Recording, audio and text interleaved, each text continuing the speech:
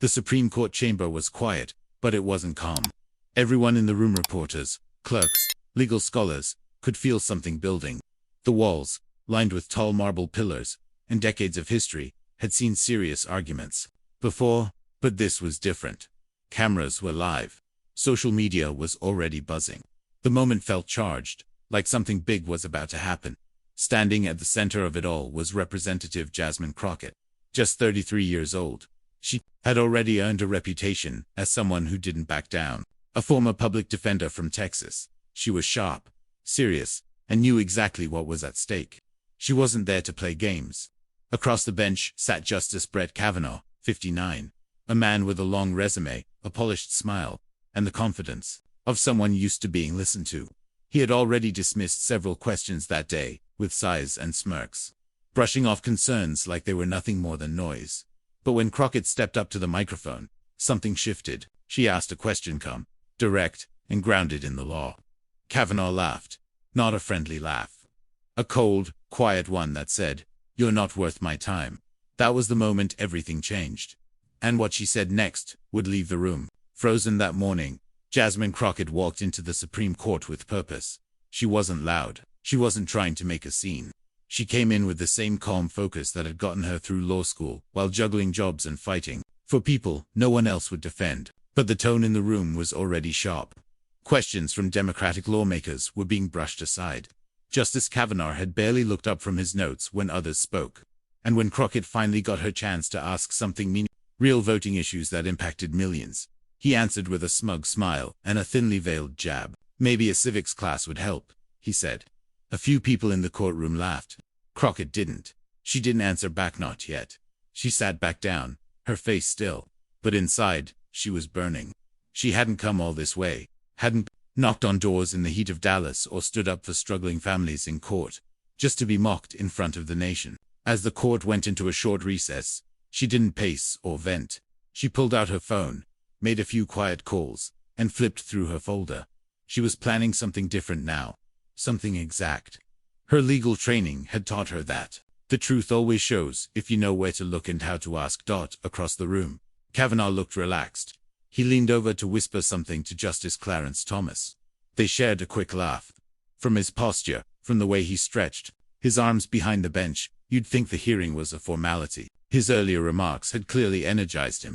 He'd shut down what he thought were weak questions and reminded everyone who held the gavel. He was comfortable. That would not last. Crockett returned to the stand after the break, her heels quiet, on the marble floor. She didn't rush. She didn't need to. Her folder now felt heavier, not with just papers, but with purpose. Her body was upright, steady, and she didn't bother with pleasantries. She had done this before, just not under such bright lights. As she stood there, you could feel a shift not just in her, but in the room.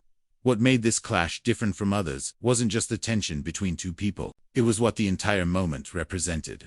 The case in question wasn't a dry legal issue. It was about voting rights in Texas, and whether the long waits, ID laws, and mail-in restrictions were fair. In communities like Crockett's, these weren't theoretical debates. They were real barriers.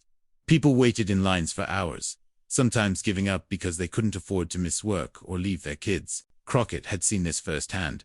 She'd fought it in court. She'd lived it in her own family. Kavanaugh hadn't. When she started speaking again, her tone was steady. She asked about his past ruling in a case where voters had to wait over 2 hours in some districts. In her district, that wasn't an exception, it was normal. Kavanaugh leaned back and gave another smooth, careful answer, the kind that used words without really saying anything. But this time, the audience wasn't relaxing with him. They were sitting straighter, listening more closely. Then Crockett started listing fact-specific, detailed ones.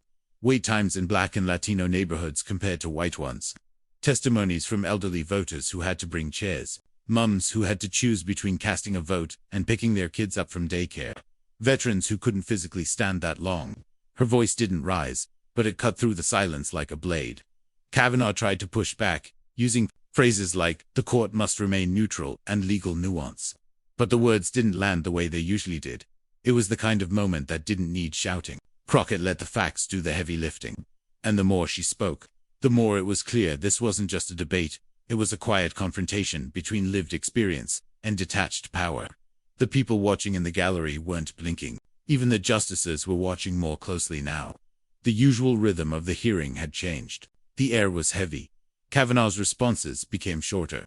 He leaned forward now, not back. He could sense where this was going, but he couldn't stop it. Crockett wasn't just asking legal questions anymore. She was showing a reality that couldn't be waved away. She wasn't trying to win a point. She was trying to make people understand what it felt like to be on the other side of these decisions. Every word she said made it harder for Kavanaugh to laugh again. The courtroom wasn't hot anymore. It was holding its breath. Kavanaugh didn't just smirk this time, he laughed. It wasn't loud, but it was sharp. A low, tight laugh that wasn't meant to be shared. It was meant to dismiss. He looked directly at Crockett, still seated before the bench, and said, "Congresswoman, I've been practicing law since before you were out of high school." That line cut through the air like a blade. And just like that, the entire room changed. You could hear the quiet clicks of reporters' keyboards start up instantly. A few people in the gallery gasped. Even Chief Justice Roberts blinked hard, his hands tightening around the edge of his seat. But Crockett didn't flinch. She didn't fire back right away. She just stared at Kavanaugh.com and collected. Then, slowly, she opened the folder in front of her. It was thick, organized, ready. This wasn't the moment he expected. It was the one she had planned for. She began with something simple, his financial disclosure forms from his confirmation hearing. She read out a line about the neighborhoods he had lived in, none with a median income under $75,000. So she said, still looking straight at him, "You've never had to lose a day's pay to stand in line to vote. You've never had to bring your kid because daycare was closed. You've never had to choose between voting and catching the last bus home." Before he could respond, she pulled out the next document, his majority opinion, in Williams v. Texas. In it, he wrote that a 2-hour wait to vote was not an undue burden. She read his words aloud, clearly and slowly, letting them hang there. Then she shared the data submitted during that case. In white neighborhoods, the average wait was 12 minutes. In Black and Latino neighborhoods, over 2 hours. She wasn't raising her voice. She didn't need to. Every sentence landed like a punch. She read statements from elderly voters who had to bring portable chairs, from disabled veterans who were turned away, from mothers who stood in line with crying babies in their arms. These weren't opinions, they were stories. And Crockett made sure the court heard every one of them. Kavanaugh sat upright, his smile gone. He tried to speak, but Crockett kept going. "You've never stood in that line, Justice Kavanaugh," she said, her voice steady. "I have. My grandmother has." Then she lifted a photo. The moment was quiet, but electric. In the picture, her grandmother, 87 years old, was leaning on a walker, standing in a long line outside a voting station. Her face was tired but focused. "She told me to show you this," Crockett said, her voice softening for just a moment. "Because some people need to see what democracy actually costs." Around the courtroom, there was silence. Justice Ginsburg slowly nodded. Justice Gorsuch shifted in his seat, no longer comfortable. Justice Thomas looked down at the table in front of him. Kavanaugh didn't say a word. Then Crockett closed her folder, paused, and looked straight at him. "The only thing more dangerous than a judge who doesn't understand the Constitution," she said, "is a judge who doesn't understand the people it's supposed to protect." That was the moment everything stopped. There was no talking, no paper shuffling, no whispers. It felt like even the air had frozen. Kavanaugh, who had held the courtroom with confidence all morning, looked stunned. His mouth was slightly open, but no words came. For the first time since he had taken his seat on the highest court in the country, he looked completely speechless. And everyone saw it. Chief Justice Roberts finally stepped in. His voice was steady but firm as he asked the room to move on. There was no anger, just the sense that something had happened that couldn't be undone, and now they needed to keep the hearing from slipping further out of control. Kavanaugh didn't argue. The man who had earlier been full of confidence now answered each new question with short, flat replies. His voice had lost its edge. He looked smaller behind the bench, his hands folded tightly, his eyes avoiding the crowd. Jasmine Crockett returned to her seat without a word. She didn't smile. She didn't nod. But the power in her silence was louder than anything else that day. At first, the gallery stayed quiet. Then, from the back corner, a single person clapped, then another. Within seconds, the room was filled with applause. Some stood. Others simply sat still, nodding, blinking in disbelief. The justices didn't speak. They didn't have to. Everyone knew this wasn't just a tense exchange. It was a moment people would remember. By the time Crockett had left the courtroom, clips of the confrontation were already spreading across the internet. A 90-second video, Kavanaugh's laugh, Crockett's calm reply, and that final line was being reposted faster than it could be counted. Twitter lit up with hashtags like hashtag Kavanaugh laugh, hashtag Crockett moment, and hashtag democracy costs. On TikTok, young users stitched the clip with reactions of shock, pride, and anger. YouTube thumbnails read, Crockett shuts down Supreme Court Justice. Live. Cable news caught up quickly. CNN's headline looped the words, Congresswoman silences justice in voting rights clash. MSNBC called it the moment that broke the room. Even Fox News, which usually leaned toward defending the court, ran with tense exchange and Supreme Court raises eyebrows. The reaction wasn't just online. Legal experts started weighing in.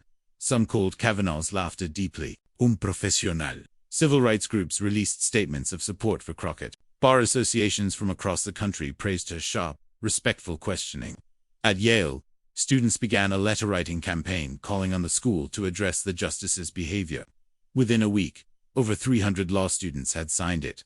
Meanwhile, Crockett's office was flooded with messages. Some were just thank you notes.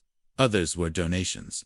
Small ones, mostly $10 here, $25 there, but thousands of them. Her team reported a major spike in support for her voting rights work. Kavanaugh, once known for his sharp tone and confident pushback, started to fade from the spotlight. His earlier rulings came under new scrutiny. Columnists dug into his past opinions, asking whether he had a pattern of brushing off real-life impact in favor of legal theory. In later hearings, he seemed quieter, less sure of himself. Some noticed he interrupted people less. Others said he sounded more careful. Whatever the reason, the change was real and noticeable. For Crockett, the moment changed everything. She didn't plan for it to be viral. She hadn't raised a voice, hadn't insulted anyone, and hadn't made it about her.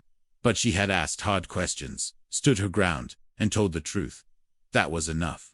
In interviews that followed, she kept the focus on voting access. This was never about showing anyone up, she said in one segment. It was about making sure people in power see what democracy looks like for the rest of us. Her story inspired action. Her office reported helping register over 50,000 new voters in the 6 months that followed. High school teachers played the video in class. Debate teams used it as a case study. Political science professors added it to their lesson plans. People weren't just watching, they were learning. It wasn't about a takedown. It was a reckoning. A reminder that the courtroom is not just for theory and titles. It's where real stories meet real power. And sometimes, the truth hits harder than anyone expects. Crockett's final image, her grandmother, in that photo, standing in line. With her, Walker remained the heart of it all. That face, that strength, that quiet sacrifice. It told the whole story. That democracy doesn't come easy. That some people pay for it with more than just time. They pay with pain, patience, and the kind of dignity that can't be taught in school. In the end, the question wasn't whether Crockett won the moment. The question was something deeper. Who gets to speak for the people and who finally listens?